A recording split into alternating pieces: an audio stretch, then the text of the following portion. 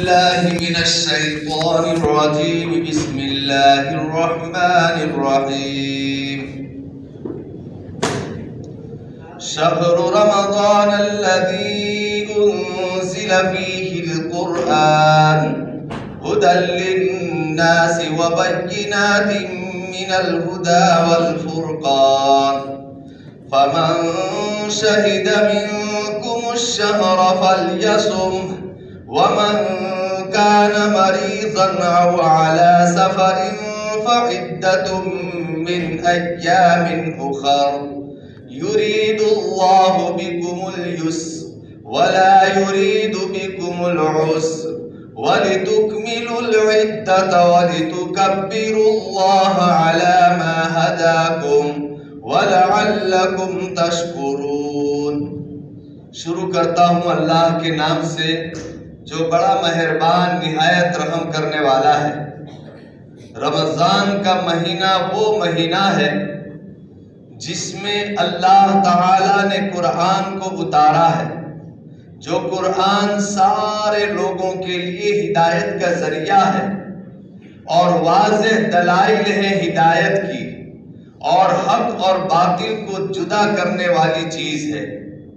بس تم میں سے جو بھی آدمی رمضان کے مہینے میں موجود ہو وہ اس رمضان میں روزے رکھے، اور اگر کوئی آدمی بیمار ہو یا سفر کی حالت میں ہو تو دوسرے دنوں میں اس کی قضا کر لینا ہے. اللہ تعالی تمہارے ساتھ آسانی کرنا چاہتا ہے. اللہ تعالی تمہارے ساتھ سختی کرنا نہیں چاہتا، اور یہ سب اس لیے ہے تاکہ تم گنتی کو یعنی 30 کا عدد یا 29 کی گنتی کو پوری کر لو، اور تاکہ تم اللہ کی تکبیر پڑھو اس نعمت پر جو اللہ نے تم کو عطا کی، اور تاکہ تم شکریہ ادا کرو. محترم دوستوں اور بزرگوں، یہ سورہ بقرہ کی چند آیتیں ہیں. اس آیت میں پہلے تو اللہ تعالیٰ فرماتا ہے کہ رمضان کے مہینے میں ہم نے قرآن کو اتارا، جس کی ساری وضاحت اور تفصیلات ہم نے الحمدللہ سن لی. اس کے بعد اللہ تعالیٰ فرماتا ہے فَمَنْ شَهِدَ مِنْكُمُ الشَّهْرَ فَلْيَصُمْهُ. یاد رکھیے اللہ تبارک و تعالی نماز، روزہ، زکوٰۃ، حج، یہ جو احکام دیے اس میں سے چند احکام ایسے ہیں جن کے اندر اللہ تعالی آہستہ آہستہ رد و بدل کرتا رہا ہے. جیسے کہ کوئی آدمی بیمار ہو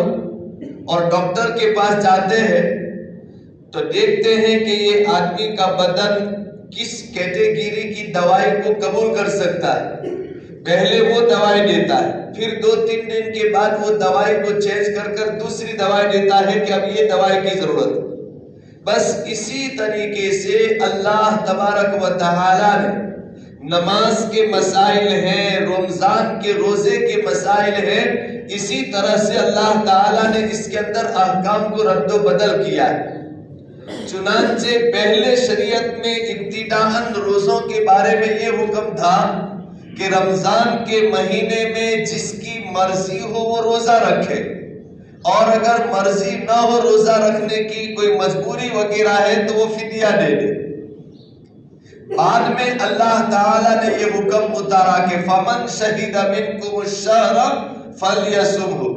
کہ بھئی روزہ رکھنے اور فدیہ دینے کا جو اختیار تھا وہ اب میں ختم کر رہا ہوں. اب تو تم کو روزے ہی رکھنا ہے اور فدیہ دینے کی اجازت نہیں ہے اگر تم کو روزہ رکھنے کی طاقت ہے تو. اسی طرح حدیث مبارکہ کے اندر آتا ہے کہ ابتداء اسلام کے اندر روزے کی شروعات کا حکم یہ تھا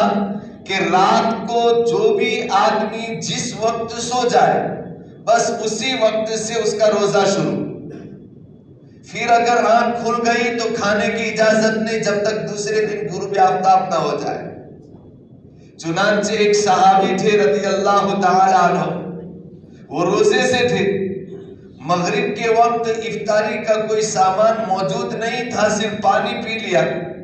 اور ان کی بیوی کچھ کھانے کا انتظام کرنے کے لیے باہر گئی اور یہاں پر یہ اکیلے بیٹھے بیٹھے ان کی نیند آ گئی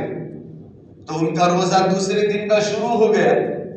اب پہلے دن کی افطاری تو ابھی اچھی طرح سے کی نہیں تھی اور دوسرا روزہ شروع ہو گیا، جس کی وجہ سے دوسرے روزے کے اندر ان کو بہت مشکلی پیش آئی۔ پھر اللہ تعالیٰ نے یہ حکم اتارا کہ کلوا واشربوا حتی یتبین لکم الخیط الابیض من الخیط الاسود من الفجر، کہ یہ تو شریعت کا پہلے حکم تھا کہ جس وقت سے آنکھ بند ہو جائے روزہ شروع، وہ اب میں ختم کرتا ہوں۔ اب میں یہ حکم دیتا ہوں کہ رات کو چاہے تم کتنی مرتبہ سوو اور کتنی مرتبہ بھی اٹھو، جب بھی اٹھ کر کھانا چاہو کھا سکتے ہو، پینا چاہو پی سکتے ہو، حتی یتبین لکم الخیط الابیض من الخیط الاسود من الفجر، صبح صادق تک۔ جب صبح صادق ہو جائے اس کے بعد کھانا پینا بند۔ تو یہ شریعت کے احکام تھے، اسی کو اللہ تعالیٰ فرماتا ہے فَمَنْ شَهِدَ مِنْكُمُ الشَّهْرَ فَلْيَصُمْهُ، تم میں سے جو بھی آدمی رمضان کے مہینے میں موجود ہو اور اس کے پاس کوئی عذر بیماری وغیرہ کا نہ ہو، فَلْيَصُمْهُ، تو اس کو روزہ ہی رکھنا ہے۔ ہاں لیکن وَمَنْ كَانَ مَرِيضًا أَوْ عَلَى سَفَرٍ فَعِدَّةٌ مِّنْ أَيَّامٍ أُخَرَ، لیکن اگر رمضان کے مہینے میں کوئی بیچارہ بیمار پڑ گیا اور وہ ایسے پوزیشن میں ہے کہ اس حالت میں روزہ رکھنا اس کے لیے ممکن اور پاسبل نہیں ہے، تو اللہ تعالیٰ فرماتا ہے کہ بعد میں جب تیری یہ بیماری ختم ہو جائے اور تندرستی آ جائے اس دن اس روزے کی قضا کر لے۔ اسی طرح اگر کوئی آدمی حالت سفر میں اور سفر کی وجہ سے وہ روزہ نہیں رکھ سکا، اللہ کے رسول صلی اللہ علیہ وسلم فرماتے ہیں کہ بعد میں یہ جتنے روزے سفر کی مجبوری کی وجہ سے چھوٹے ہیں اس کی قضا کر لینا۔ لیکن حضرت علی رضی اللہ تعالی عنہ ارشاد فرماتے ہیں کہ اگر کوئی آدمی سفر یا کسی مجبوری کی وجہ سے رمضان میں روزہ نہ رکھ سکا، بعد میں اس کو اس کی قضا کر لینا ہے، ایک روزہ چھوٹ گیا ایک روزہ قضا کر لے، لیکن رمضان کے مہینے میں روزہ رکھنے کی وجہ سے جو فضیلت جو برکت ملنے والی تھی، رمضان کے بعد اگر وہ ساری زندگی روزہ رکھتا رہے پھر بھی رمضان میں روزہ رکھنے کی جو برکت ہے وہ برکت تو اس کو نہیں مل سکتی۔ یہ تو ان لوگوں کے لیے ہے جنہوں نے اجرت روزہ چھوڑا اور بعد میں قضا کر لے پھر بھی وہ برکت کو نہیں پا سکتے، لیکن جن لوگوں نے رمضان کے مہینے میں جان بوجھ کر، کوئی مجبوری کوئی بیماری نہیں تھی، کوئی سفر کی حالت نہیں، بس گھر بیٹھے بیٹھے روزے کو چھوڑ رہے ہیں اور بس اپنے آپ کو کہہ رہے ہیں کہ نہیں مانا تھی تو روزہ نہیں رکھا ہے، یہ اللہ تبارک و تعالیٰ کے حکم کی بالکلیہ طور پر نافرمانی، بلکہ یوں کہیے کہ اللہ کے سامنے بغاوت ہے۔ اس کی سزا اللہ تبارک و تعالیٰ ہی منتخب فرمائے گا۔ اللہ تبارک و تعالیٰ ایسی جرأت کرنے سے ہماری حفاظت فرمائے۔ اور ابھی بھی یہ 2-3 دن باقی ہے، ان دنوں کے اندر ان لوگوں کو چاہیے کہ وہ رات کو رو کر اللہ کے سامنے اپنی اس غفلت اور بغاوت پر معافی مانگ لے کہ یا اللہ یہ جو کچھ بغاوت ہو گئی تو مجھے معاف کر دے، میں برات میں قضا کر لوں گا اور آئندہ جتنی رمضان مجھے میسر ہوگی اس رمضان میں کوئی روزہ میں چھوڑوں گا نہیں۔ اس لیے کہ کافر جیسا کافر بھی جب اپنے کفر سے توبہ کر لیتا ہے اللہ اس کے کفر کو بھی معاف کر دیتا ہے، تو اگر ہم نے یہ گناہ کیا ہے تو اگر ہم اس سے بھی توبہ کر لیں گے اللہ تبارک و تعالیٰ کا توبہ کا دروازہ اس کے لیے بھی کھلا ہوا ہے۔ اللہ تعالیٰ ہمیں اس کی طرف لپکنے کی توفیق عطا فرمائے۔ بہرحال اللہ فرماتا ہے فَمَنْ كَانَ مَرِيضًا أَوْ عَلَى سَفَرٍ فَعِدَّةٌ مِّنْ أَيَّامٍ أُخَرَ۔ اس کے بعد اللہ فرماتا ہے یرید اللہ بکم اليسر، اس روزے کے ذریعے سے اللہ تم کو نوازنا چاہتا ہے۔ ایسا نہیں ہے کہ تم 5-6 گھنٹے 10-12 گھنٹے کھانا نہیں کھاؤ گے پانی نہیں پیو گے تو اللہ کی اتنی نعمتیں بچ جائے گی، یہ بات نہیں ہے۔ اس روزے کے ذریعے سے اللہ تعالیٰ تم کو نوازنا چاہتا ہے۔ یہ روزہ رکھو گے تو ظاہری اعتبار سے تم نے 5 6 10 12 گھنٹے یا 15 گھنٹے تم نے اپنے آپ کو کھانے پینے سے روکا، لیکن اس کے ذریعے سے جسمانی طور پر اللہ تم کو کتنے تندرستی کے فائدے عطا کرے گا، اور آخرت کے اندر اس روزوں کی برکت سے تم کو کتنے فائدے عطا کرے گا، وہ تو اسی وقت پتا چلے گا جب ہم اللہ کے دربار میں پہنچیں گے۔ حدیث پاک کے اندر آتا ہے، رسول اللہ صلی اللہ علیہ وسلم نے فرمایا کہ جنت کے کل 8 دروازے ہیں، اور اللہ تبارک و تعالی ان جنت کے الگ الگ دروازوں سے الگ الگ لوگوں کو داخلہ دے گا، وی آئی پی کے طور پر، مخصوص طریقے کا۔ چنانچہ جو لوگ دنیا کے اندر روزہ رکھنے کے عادی تھے، رمضان کے روزے ماشاءاللہ سب کے سب رکھ لیے، اس کے بعد شوال کے روزے بھی رکھ لیے، اس کے بعد ہر مہینے کے 3 دن کے روزے رکھنے کے بھی عادی ہیں، اسی طریقے سے بس عاشورہ کا دن آیا تو عاشورہ کا روزہ، عرفہ کا دن آیا تو عرفہ روزہ رکھ لیا۔ جو لوگ روزے کے عادی ہیں، اللہ تبارک و تعالی کل قیامت کے دن جنت میں داخلے کے لیے ان کے لیے ایک اسپیشل دروازہ رکھے گا، اس کا نام ہے باب الریان، کہ انہوں نے دنیا میں روزے رکھ کر اپنے آپ کو پیاسا رکھا، آج ہم باب الریان سے، ریان کا ترجمہ ہوتا ہے شکم شیری، یعنی پیٹ بھر کر اللہ کھانا پینا دے گا، یہ دروازے سے اسپیشل ان کو داخلہ دیا جائے۔ یہ رسول اللہ صلی اللہ علیہ وسلم نے ارشاد فرمایا۔ اس موقع پر حضرت ابوبکر صدیق رضی اللہ تعالی عنہ نے ایک سوال کیا کہ اللہ کے رسول صلی اللہ علیہ وسلم، جنت میں داخل ہونے کے لیے کسی بھی طریقے سے داخلہ مل جائے کافی ہے؟ کوئی ضروری نہیں ہے کہ ہم کو 7 دروازوں سے پروٹوکول ملے اور ہر دروازے کی طرف سے ہمارا استقبال ہو کہ ادھر سے آ ادھر سے آ،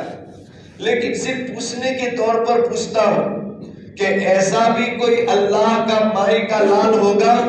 جس کو جنت کے 8 دروازے پکارتے ہوں کہ اے فلاں تو میری طرف سے داخل ہو؟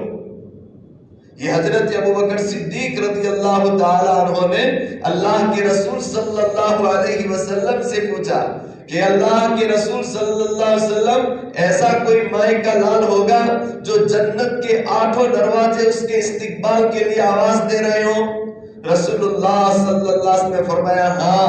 ایسے بہت سارے لوگ ہوں گے جن کو جنت کے 8 دروازے پکار رہے ہوں گے، وَأَرْجُو أَن تَكُونَ مِنْهُمْ،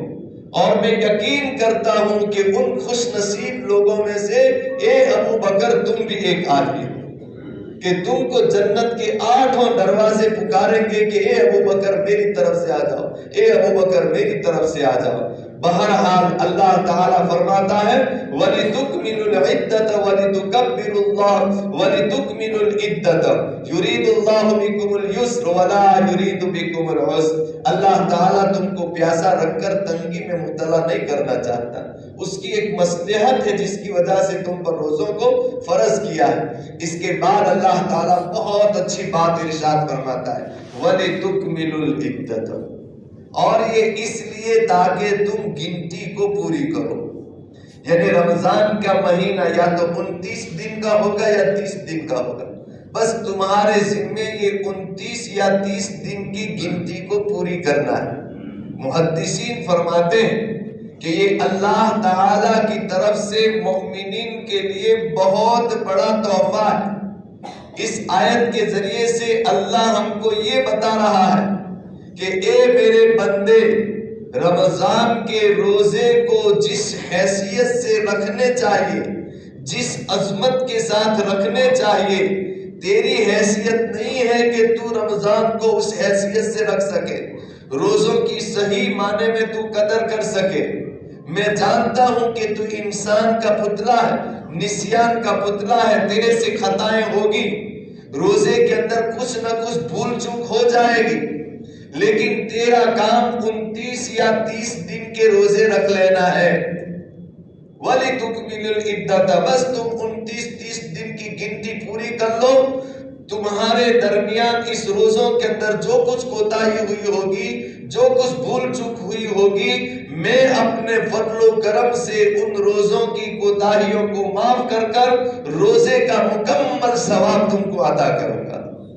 وَلِتُكْمِلُوا الْعِدَّةَ، لیکن یاد رکھو اب اللہ تعالی کی طرف سے تم کو یہ رمضان کے مہینے کے روزوں کی توفیق مل جائے، وَلِتُكَبِّرُوا اللَّهَ، تو رمضان کے بعد عید کے دن اللہ کے لیے تکبیر پڑھنا۔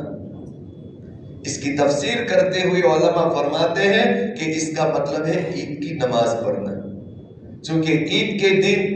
الحمدللہ نماز جو ہم پڑھتے ہیں اس میں بھی 6 زائد تکبیریں ہوتی ہیں، اللہ اکبر اللہ اکبر اللہ اکبر پہلی رکعت،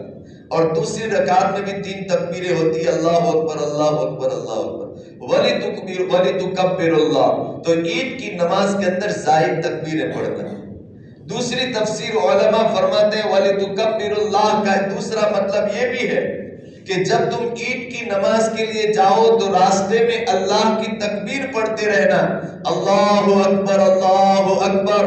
لا الہ الا اللہ واللہ اکبر وللہ الحمد۔ جب تم عید کی نماز کے لیے جاؤ تو جاتے جاتے یہ تکبیر پڑھنا، نماز میں 6 زائد تکبیر پڑھنا، اور نماز کے بعد جب امام خطبہ دے تو خطبے کے اندر بھی یہ زائد تکبیریں پڑھتے رہیں گے، وَلِتُكَبِّرُوا اللَّهَ، اور تم رمضان کے روزے کے بعد عید کی نماز کے لیے جاتے وقت اللہ کی تکبیر پڑھنا، نماز میں زائد تکبیر پڑھنا، نماز کے بعد امام کو چاہیے کہ وہ خطبے میں زائد تکبیر پڑھے، وَلِتُكَبِّرُوا اللَّهَ عَلَى مَا هَدَاكُمْ، اس لیے کہ یہ روزے رکھنے کی توفیق اللہ نے تم کو عطا فرمائی۔ یہ اللہ تعالیٰ نے ہم کو 30 روزوں کی توفیق دی، اس کے شکریہ کے اندر تم عید کی نماز پڑھنا۔ علماء فرماتے ہیں کہ اس عید کی نماز کی ایک حکمت یہ بھی ہے کہ ویسے تو روزانہ بندہ 5 وقت کی نمازیں پڑھتا ہے، اور ان 5 نماز کے لیے مؤذن اذان دیتا ہے، جب اذان دیتا ہے تو ہم نماز کے لیے مسجد کی طرف جاتے ہیں، لیکن رمضان کے مہینے کے روزے رکھنے کے بعد صبح سویرے اللہ تبارک و تعالیٰ کو یاد کرنے کے لیے عید کی نماز ہم پڑھنے کے لیے جاتے ہیں، اور اس میں کوئی اذان نہیں دی جاتی۔ یہ ہماری طرف سے اللہ تعالیٰ کو یہ اشارہ دیا جاتا ہے کہ اے اللہ تبارک و تعالیٰ، یہ رمضان کے مہینے کے روزے رکھ کر ہم نے تیری اطاعت اور فرما برداری کا وہ جذبہ پیدا کر لیا ہے کہ آج تک تو ہم کو بلاتا تھا اور ہم نماز کے لیے آتے تھے، آج ہم بغیر بلائے ہوئے تیرے دربار میں حاضر ہو رہے ہیں۔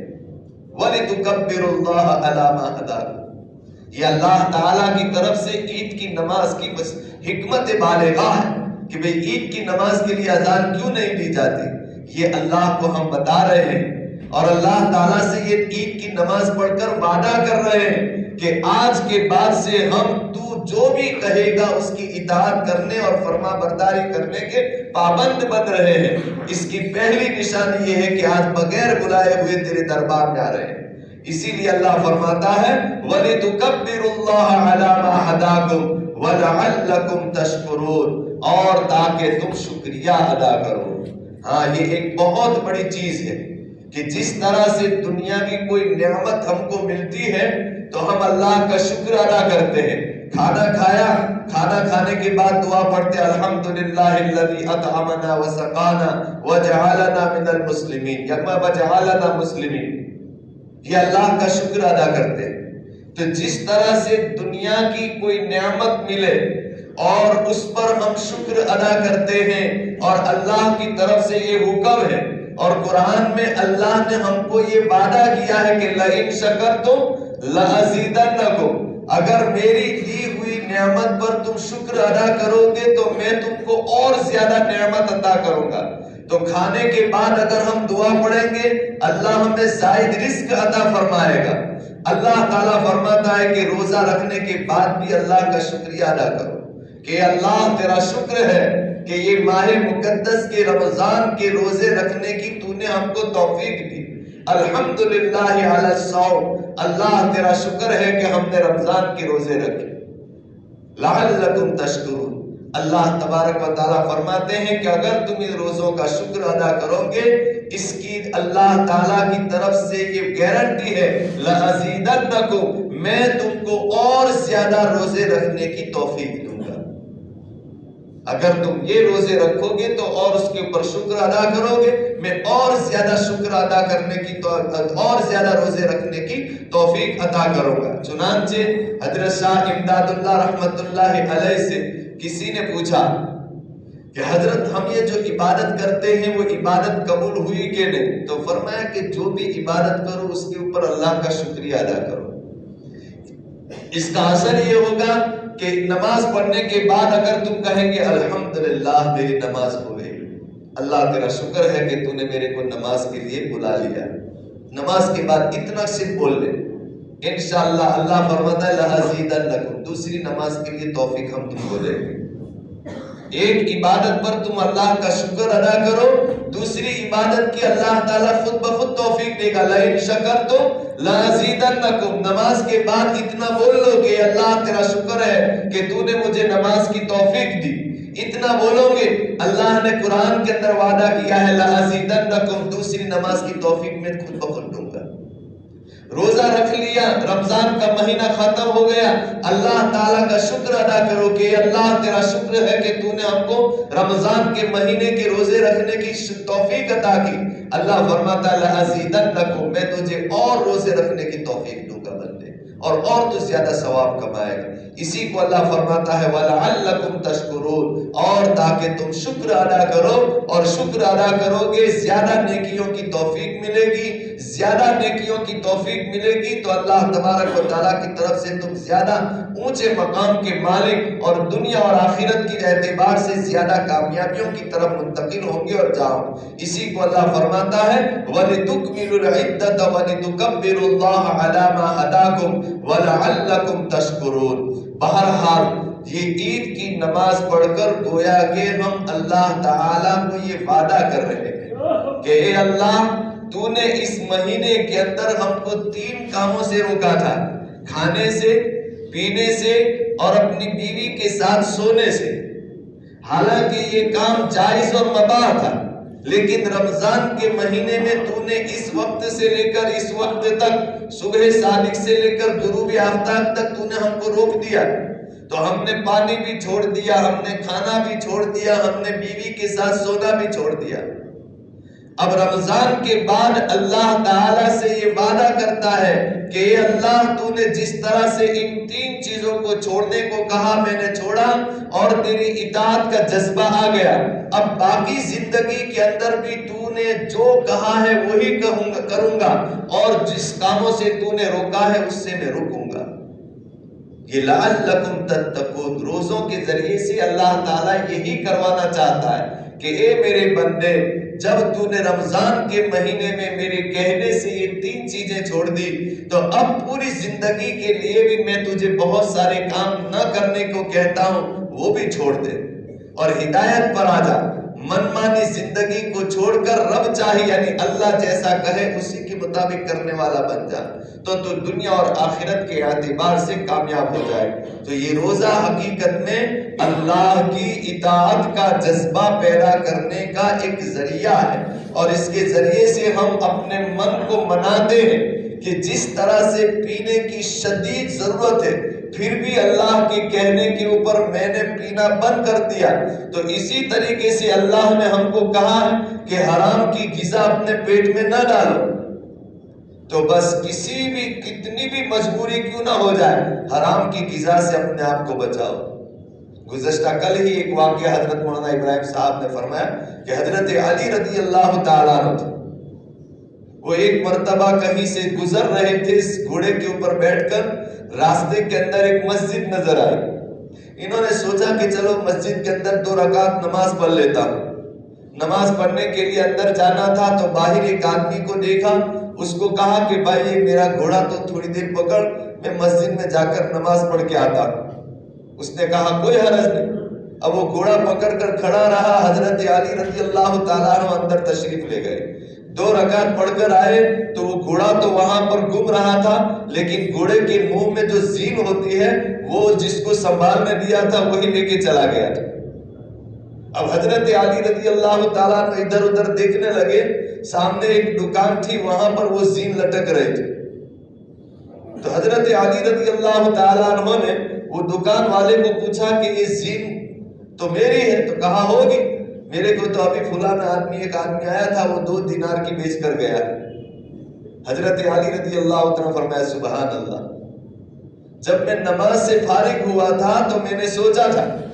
کہ اس بیچارے نے اپنے وقت کی قربانی دے کر میرے لیے گھوڑے کو سنبھالنے کے لیے بیٹھا ہے، میں اس کو 2 دینار دوں گا، لیکن اس نے جلد بازی کر لی، جس کی وجہ سے ملے تو اتنے ہی جو اس کی مقدر کے 2 دینار تھے، لیکن جلد بازی کی وجہ سے حرام طریقہ چھوڑ کر حلال طریقہ چھوڑ کر حرام طریقے سے آ گیا۔ تو یہ حقیقت ہے، حضرت علی رضی اللہ تعالیٰ ہمیں سمجھانا چاہتے کہ ہمارے مقدر کے اندر جو رزق ہے، جو کھانا پانی دانا لکھا ہوا ہے، وہ تو ہم کو مل کے ہی رہے گا،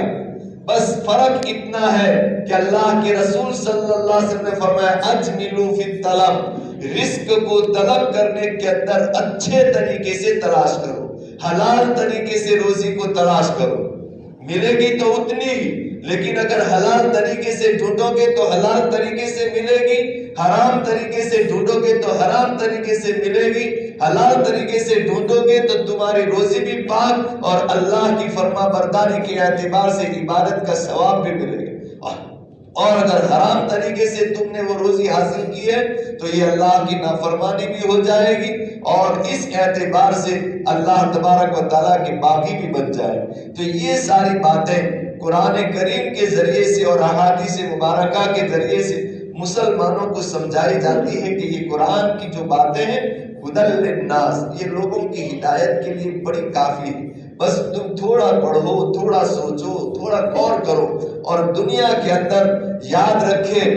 حلال طریقے سے روزی تلاش کرو گے تو حلال طریقے سے ملے گی، حرام طریقے سے ڈھونڈو گے تو حرام طریقے سے ملے گی، یہ تمہارے اوپر دار و مدار سارا بنتا ہے۔ اللہ تبارک و تعالی ہمیں رزق حلال وسعت کے ساتھ عطا فرمائے اور اللہ تعالیٰ کے سارے احکام کے اوپر پابندی کے ساتھ زندگی گزارنے کی اللہ تعالیٰ ہمیں توفیق عطا فرمائے۔ اس کے بعد اللہ فرماتا ہے وَإِذَا سَأَلَكَ عِبَادِي عَنِّي فَإِنِّي قَرِيبٌ أُجِيبُ دَعْوَةَ الدَّاعِ إِذَا دَعَانِ فَلْيَسْتَجِيبُوا لِي وَلْيُؤْمِنُوا بِي لَعَلَّهُمْ يَرْشُدُونَ۔ اور جب میرے بندے آپ سے میرے بارے میں پوچھیں کہ تو فرما دیجئے کہ یقیناً میں ان کے بالکل قریب ہوں۔ جو بھی آدمی اللہ کو پکارے گا اللہ تبارک و تعالی اس کے اوپر فوراً اس کا جواب دینے کے لیے تیار رہتا ہے۔ جو بھی ضرورت مند حدیث پاک کے اندر آتا ہے، رسول اللہ صلی اللہ علیہ وسلم نے فرمایا کہ جب کوئی بندہ اللہ تعالیٰ کو پکارتا ہے فوراً اللہ تبارک و تعالیٰ جواب دیتا ہے ان عبد لی، کہ میرا ایک فلانا بندہ ہے، علم انہ رب لہ، اس نے یہ بات جان لی کہ اس کا ایک رب ہے اور وہ اس کو روزی دیتا ہے، اور اس نے مجھ سے روزی مانگی، اے میرے فرشتوں اس کو روزی دے دو۔ اس نے اپنے گناہوں سے معافی مانگی، اے میرے فرشتوں تم گواہ رہو میں معافی دے دیتا ہوں۔ اسی لیے حدیث پاک کے اندر آتا ہے رسول اللہ صلی اللہ علیہ وسلم نے فرمایا کہ جب یہ مسلمان بندے رمضان کے مہینے میں روزے رکھنے کے بعد عید کی نماز پڑھنے کے لیے تکبیر پڑھتے ہوئے عیدگاہ کے اندر پہنچتے ہیں، عید کی نماز پڑھنے کے لیے پہنچتے ہیں، اس منظر کو دیکھ کر اللہ تبارک و تعالیٰ بے انتہا خوش ہوتا ہے،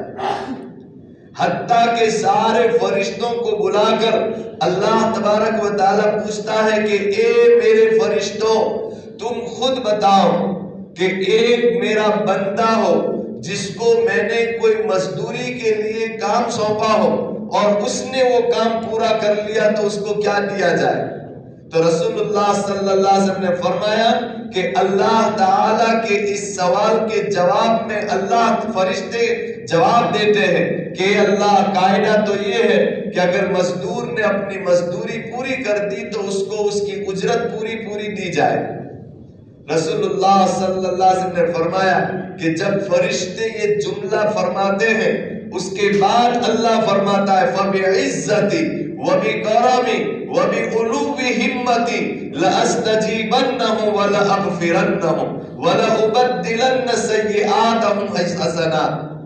کہ میں اپنی عزت کی قسم کھا کر کہتا ہوں، میں اپنی کبریائی کی قسم کھا کر کہتا ہوں، میں اپنے عالی مقام کی قسم کھا کر کہتا ہوں کہ میرے ان بندوں نے 30 روزے مکمل کر لیے ہیں، اس کی اجرت کے اندر میں ان تمام کی مغفرت تو کرتا ہی ہوں، وَلَأُبَدِّلَنَّ سَيِّئَاتِهِمْ حَسَنَاتٍ اور ان کی زندگی کے سارے گناہوں کو نیکیوں سے بدل دیتا ہوں۔ یہ رسول اللہ صلی اللہ علیہ وسلم نے فرمایا۔ یہ ہے کہ جب بندہ اللہ کی طرف معمولی سا لپکتا ہے اللہ نوازنے کے اندر ذرہ برابر کمی نہیں رکھتا، اللہ بے شمار نعمتوں سے نوازتا ہے۔ اللہ تبارک و تعالی ہمارے ان روزوں کو قبول فرمائے، اور اللہ کے رسول صلی اللہ علیہ وسلم نے ان روزوں پر اور ان روزوں کے مکمل کرنے پر ان احادیث میں جو فضیلتیں بتائی اللہ تعالی ہمیں ان فضیلتوں کا مستحق بنائے۔ بہرحال اللہ فرماتا ہے وَإِذَا سَأَلَكَ عِبَادِي عَنِّي فَإِنِّي قَرِيبٌ أُجِيبُ دَعْوَةَ الدَّاعِ إِذَا دَعَانِ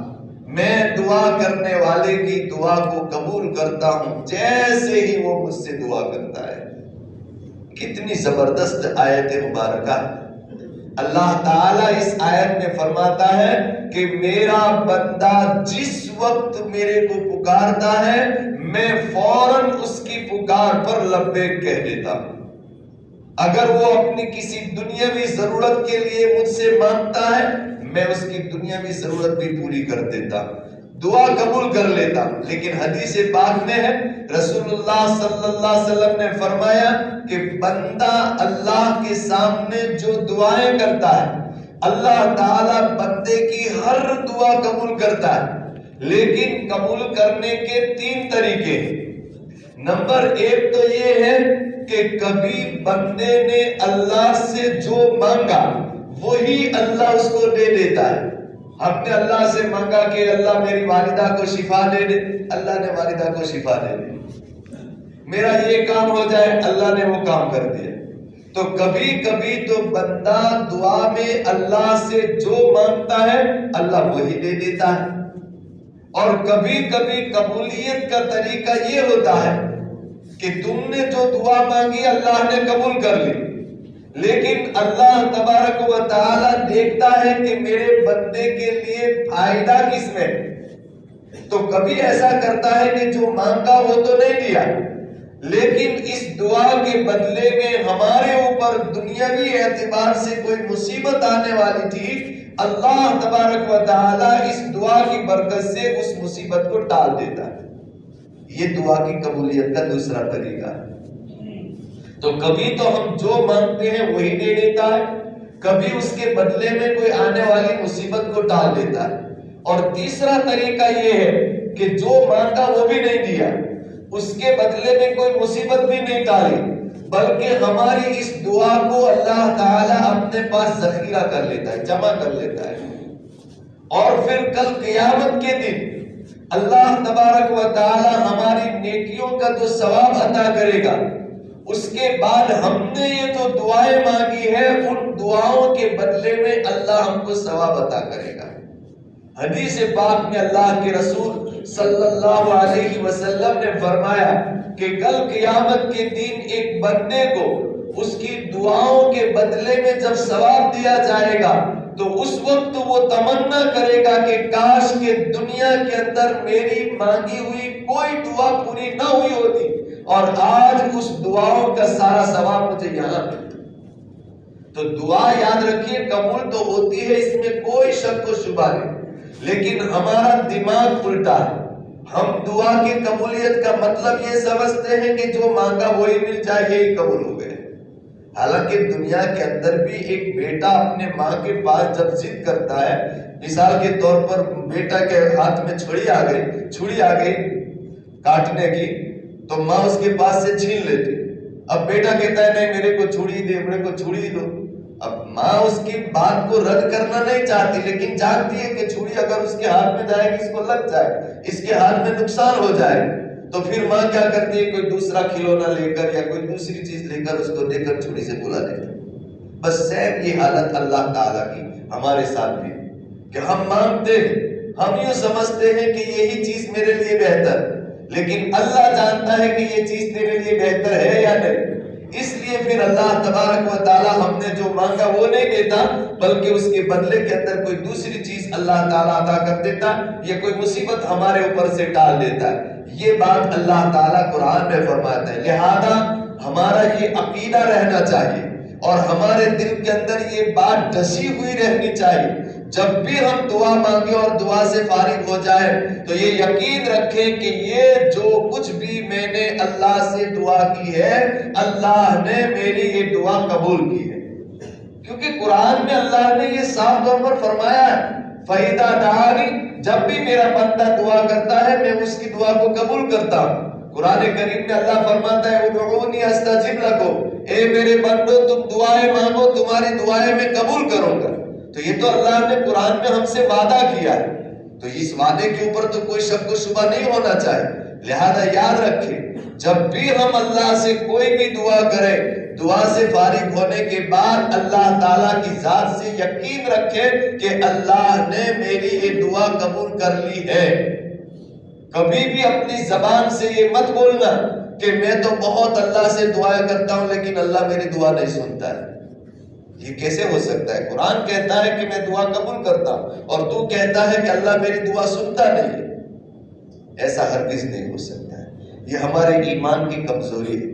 یا یوں کہیے کہ دعا قبول ہونے کا مطلب سمجھنے میں ہم غلط فہمی کر رہے ہیں۔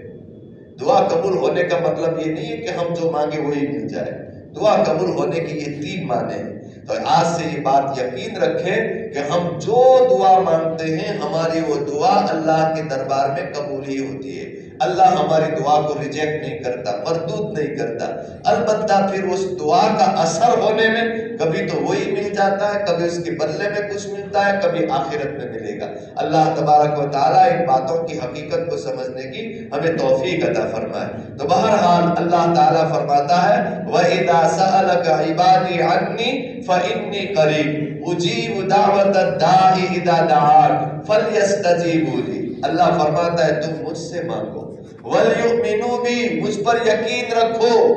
کہ ساری ضرورتیں پوری کرنے والا تمہاری میں ہی ہوں،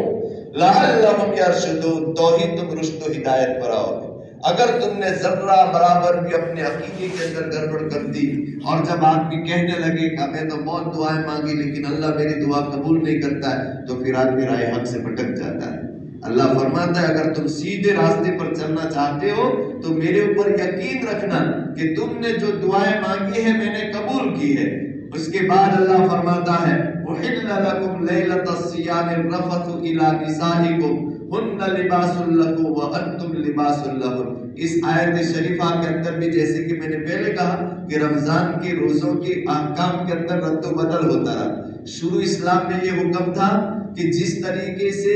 اعتکاف کے اندر کوئی آدمی بیٹھتا ہے تو وہ دن میں تو روزے کی وجہ سے اپنی بیوی کو نہیں چھو سکتا، لیکن رات میں بھی اعتکاف کی وجہ سے وہ اپنی بیوی کو نہیں چھو سکتا۔ تو شروع اسلام میں یہ حکم تھا کہ پورا رمضان کا مہینہ رات ہو یا دن ہو اپنی بیوی کے ساتھ سونا حرام تھا۔ بعد میں اللہ تعالیٰ نے یہ آیت شریفہ اتاری کہ بھئی دن کی حالت میں، روزے کی حالت میں تو بیوی کے ساتھ سونا حرام ہے، لیکن روزے کی راتوں کے اندر، رمضان کی راتوں کے اندر جس وقت تمہارا روزہ نہیں ہے اور اعتکاف بھی نہیں تو پھر تم اپنی بیوی کے ساتھ سو سکتے ہو۔ وَحِلَّ لَكُمْ لَيْلَةَ الصِّيَامِ، روزوں کی راتوں میں تمہارے لیے حلال کر دیا ہے اپنی عورتوں کے ساتھ جماع کرنا، وہ تمہارا لباس ہے اور تم ان کا لباس ہو۔ مفسرین یہاں پر ایک بہت زبردست بات فرماتے ہیں هُنَّ لِبَاسٌ لَكُمْ وَأَنْتُمْ لِبَاسٌ لَهُنَّ۔ اس کا مطلب ایک تو یہ ہے کہ دیکھیے جس طریقے سے ہم اپنے بدن کے اوپر کپڑا پہن لیتے تو ہمارے بدن کے اندر جو کوئی بھی عیب ہے وہ سارا ڈھک گیا ہے. کوئی بھی آدمی اب ہمارے بدن کے اندر کیا ہے وہ دیکھ سکتا نہیں. قرآن کریم کے اندر اللہ فرماتا ہے تم عورتوں کے لیے لباس ہو اور عورتیں تمہارے لیے لباس ہیں. اس کا مطلب یہ ہے کہ تمہارے اندر اگر کوئی عیب ہے کوئی خامی ہے تو عورت کو چاہیے کہ وہ دوسروں کے سامنے اپنے شوہر کا فجیدہ نہ کرے. اور اسی طرح سے اگر ہماری بیوی کے اندر علیاذ باللہ کوئی نقص ہے کوئی عیب ہے اخلاقی اعتبار سے یا جسمانی اعتبار سے تو ہماری یہ شان ہے ہمارا یہ فریضہ ہے کہ یہ جو بھی ہے میری بیوی ہم اس کے راز کو اپنے باپ کے سامنے اپنے اولاد کے سامنے اپنے رشتہ داروں کے سامنے اپنے بھائی بہنوں کے سامنے دوسروں کے سامنے کھول نہیں سکتے. ہن لباس لکم وانتم لباس لہن. عورت کو چاہیے کہ اپنے سسرال کی باتیں میکے میں نہ کرے اور شوہر کو چاہیے کہ اپنے سسرال کی باتیں اپنے گھر کے اندر لا کر مرا کے راؤ چھے نہیں یعنی یہ سب باتیں نہ کرے. ہن لباس لکم وانتم لباس لہن. احل لکم لیلۃ الصیام الرفث الی نسائکم ہن لباس لکم وانتم لباس لہن. علم اللہ انکم کنتم تختانون انفسکم. اللہ کو معلوم ہے کہ جس طریقے سے جتنی حیثیت کا روزہ رکھنا چاہیے تم سے نہیں ہو سکتا ہے. کچھ نہ کچھ تو گڑبڑ ہو ہی جائے گی. چاہے روزے کی حالت ہے لیکن نگاہ کے اندر کچھ نہ کچھ تو گڑبڑ ہو جائے گی. خیالات کے اندر بھی کچھ نہ کچھ گڑبڑ ہو جائے گی. انسان ہے فرشتہ تو بنایا نہیں اللہ نے ہم کو. تو اللہ فرماتا ہے علم اللہ کو معلوم ہے انکم کنتم تختانون انفسکم کہ تم اپنے دل کے اندر کچھ نہ کچھ تو خیانت کر بیٹھو گے. فتاب علیکم لیکن تم اس کوتاہی پر اللہ سے توبہ کر لو اللہ تمہاری کوتاہی کو معاف کر دے گا. تو اللہ تعالیٰ سے دعا کرے کہ اللہ اس ماہ مقدس کے اندر ظاہری طور پر ہم نے کھانے پینے اور جماع سے رک کر روزہ تو رکھ لیا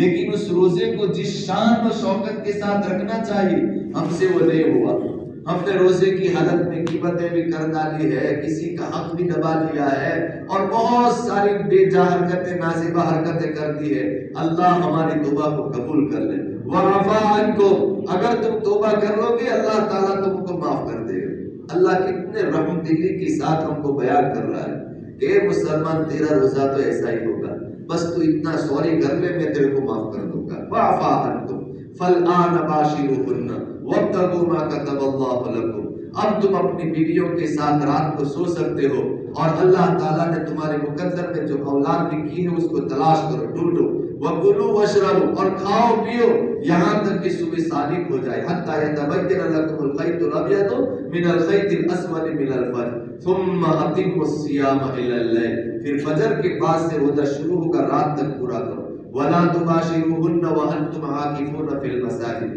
رمضان کی راتوں میں اپنی بیوی کے ساتھ سونا تو جائز لیکن اگر تم اعتکاف میں بیٹھ گئے تو پھر رات کے وقت بھی اپنی بیوی کے ساتھ نہیں سو سکتے. وَلَا تُبَاشِرُوهُنَّ اور تم بیویوں کے ساتھ مت سو جبکہ تم اعتکاف کی حالت میں ہو مسجد میں. تِلْكَ حُدُودُ اللَّهِ یہ اللہ کی باؤنڈری ہے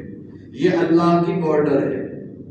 کہ بھئی اس حالت میں یہ نہیں کرنے کا تو نہیں کرنے کا. فَلَا تَقْرَبُوهَا اس کے قریب بھی مت جاؤ. كَذَلِكَ يُبَيِّنُ اللَّهُ آيَاتِهِ لِلنَّاسِ اسی طرح اللہ تعالی اپنی نشانیوں کو بیان کرتا ہے لوگوں کے سامنے لعلهم يتقون تاکہ لوگ ڈرے. وَلَا تَأْكُلُوا أَمْوَالَكُمْ بَيْنَكُمْ بِالْبَاطِلِ یہی بات پھر دو بار کہ روزے رکھنے کے بعد اللہ تعالیٰ نے تم کو پاک صاف کر دیا. اب تم پاک صاف رہنا. اب تم حرام غذا کھا کر اپنے جسم کو ناپاک مت کرنا. لا تأكلوا أموالكم بينكم بالباطل ایک دوسرے کا ناجائز مال ہڑپ کر کے مت کھاؤ. وَتُدْلُوا بِهَا إِلَى الْحُكَّامِ اور ناحق کیس کر کورٹ کے اندر لوگوں کا مال ہڑپ کرنے کی کوشش مت کرو. لِتَأْكُلُوا فَرِيقًا مِنْ أَمْوَالِ النَّاسِ بِالْإِثْمِ وَأَنْتُمْ تَعْلَمُونَ. اس آیت مبارکہ کے اندر بھی مفسرین نے بہت ساری باتیں بیان کی ہیں لیکن بہرحال خلاصے کے طور پر اتنا ہے کہ یہ رمضان کی برکت سے اللہ تعالیٰ نے ہم کو اللہ کی فرما برداری کی قریب کر دیا ہے۔ اب ہمیں کوشش کرنا ہے کہ ہم اللہ کی فرما بردار رہیں، اللہ کے احکام کی اطاعت کرنے والے رہیں، اللہ کے احکام کی نافرمانی کرنے والے نہ رہیں۔ اور جس طرح سے روزے کی حالت میں ہر وقت ہم سوچتے رہے کہ نہیں میرا روزہ ہے میں نہیں کھا سکتا، نہیں میرا روزہ ہے میں نہیں پی سکتا، تو اللہ کے اس احکام کو روزے کی حالت میں جس طرح ہم نے استحضار کیا، رمضان کے بعد بھی جو بھی کام کرے نہیں یہ کام اللہ نے حرام کیا ہے یہ میں نہیں کر سکتا، نہیں یہ روز نماز میرے اوپر فرض ہے میرے کو کرنا ہے، اس طرح کا استحضار اپنے دل و دماغ کے اندر رکھیں تو انشاءاللہ ہمارے لیے پوری زندگی اسلامی قانون کے مطابق گزارنا آسان ہو سکتی ہے۔ اللہ تبارک و تعالیٰ کہنے سننے سے زیادہ عمل کرنے کی توفیق عطا فرمائے۔ وآخر دعوانا الحمدللہ۔ درود شریف اللہم صلی علی سیدنا مولانا محمد وعلى آل سيدنا ومولانا محمد وبارك وسلم۔ الله لا إله إلا هو الحي القيوم وعنت الوجوه للحي القيوم لا إله إلا أنت سبحانك إنا كنا من الظالمين لا إله إلا أنت سبحانك إنا كنا من الظالمين لا إله إلا أنت سبحانك إنا كنا من الظالمين يا أحد الصمد الذي لم يلد ولم يولد ولم يكن له كفوا أحد يا أرحم الراحمين ظلمنا أنفسنا وإن لم تغفر لنا وترحمنا لنكونن من الخاسرين ربنا لا تؤاخذنا إن نسينا واخطأنا ربنا ولا تحمل علينا إصرا كما حملته على الذين من قبلنا ربنا ولا تحملنا ما لا طاقة لنا به واعف عنا واغفر لنا وارحمنا أنت مولانا فانصرنا على القوم الكافرين فانصرنا على القوم الكافرين فانصرنا على القوم الكافرين اللهم اغفر لنا ولوالدينا ولأساتذتنا ولجميع المؤمنين والمؤمنات والمسلمين والمسلمات الأحياء منهم والأموات برحمتك يا أرحم الراحمين۔ یا اللہ ہمارے گناہوں کو معاف فرما، یا اللہ تیرے قرآن کریم کی ان آیتوں کو پڑھ کر تیری رحمت سے بے انتہا امید پیدا ہوئی ہے، یا اللہ ہمارے روزوں کو قبول فرما لے، اور جو کچھ روزوں میں کوتاہیاں ہوئی ہے اور روزوں کے اندر بھی روزے کی حالت میں بھی گناہ ہو گئے، یا اللہ اپنے فضل و کرم سے ہماری ان کوتاہیوں اور خیانتوں کو معاف فرما دے۔ تو نے ہی تیرے کلام پاک میں ارشاد فرمایا ہے فَإِن تَابُوا، اگر وہ توبہ کر لیں گے تو اللہ معاف کر دے گا۔ یا اللہ ہم توبہ کر رہے ہیں، یا اللہ ہماری توبہ کو قبول فرما، ہمارے روزوں کو قبول فرما، یا اللہ اس ماہ مقدس کی برکت سے ہم تمام کی اور ہمارے پورے گاؤں والوں کی اور جمیع مؤمنین و مؤمنات کی مغفرت فرما دے، یا اللہ اس عام مغفرت میں ہم میں سے کسی کو محروم مت فرمانا، یا اللہ ہم میں سے کسی کو اپنی مغفرت سے محروم نہ فرمانا، یا اللہ ہمیں معاف فرما دے، ہماری مغفرت فرما دے، ہمارے والدین کی مغفرت فرما دے، ہمارے دادا دادی نانا نانی کی مغفرت فرما دے، ہمارے بھائی بہنوں کی مغفرت فرما دے، جو زندہ ہے ان کی بھی اور جو تیری رحمت میں آ پہنچے ہیں ان کی بھی مغفرت فرما دے، یا اللہ جو تیری رحمت میں آ پہنچے ہیں ان کی قبروں کو روضۃ من ریاض الجنہ بنا دے، یا اللہ ان کی قبروں کو روضۃ من ریاض الجنہ بنا دے، یا اللہ ہمیں بھی ایمان کے ساتھ زندگی گزارنے کی توفیق عطا فرما، ایمان کا نور عطا فرما، 5 وقت کی نمازوں کو اس ماہ مقدس کی برکت سے پوری زندگی کے لیے پابندی کے ساتھ پڑھنے کا ہمیں پابند بنا دے، یا اللہ ذوق اور شوق کے ساتھ تیری عبادت کا ذوق اور شوق عطا فرما، یا اللہ نیکی کو نیکی سمجھنے کی اور اس پر عمل کرنے کی توفیق عطا فرما، گناہ کو گناہ سمجھ کر اس سے بچنے کی ہمت عطا فرما، یا اللہ نبی کریم صلی اللہ علیہ وسلم نے اپنے لیے اور پوری امت کے لیے جو خیر مانگا وہ سارا خیر ہم ہمارے لیے اور پوری امت امت کے لیے مانگتے ہیں ہمیں عطا فرما۔ نبی کریم صلی اللہ علیہ وسلم نے جن شرور و فتن سے اپنے لیے اور پوری امت کے لیے پناہ چاہی، یا اللہ ہم تمام شرور و فتن سے اپنے لیے اور پوری امت کے لیے پناہ چاہتے ہیں، ہمیں پناہ عطا فرما۔ یا اللہ ہم نے جو مقروض ہے ان کے قرض کی ادائیگی کے غیر سے اسباب مہیا فرما۔ یا اللہ ہم میں سے جن صاحب استطاعت لوگوں نے اپنی زکاتیں ادا کی، یا اللہ ان کی زکاتوں کا ادا کرنا قبول فرما دے، اور اس میں جو کچھ طرح کوتاہی رہ گئی ہو یا اللہ اس کو بھی اپنے فضل و کرم سے معاف فرما دے۔ یا اللہ ہم نے قرآن کریم کی جو کچھ تلاوت کی اس میں بھی کوتاہیاں ہوئی ہے، یا اللہ اس کوتاہیوں کو بھی اپنے فضل و کرم سے معاف فرما کر قرآن کریم کے پڑھنے کا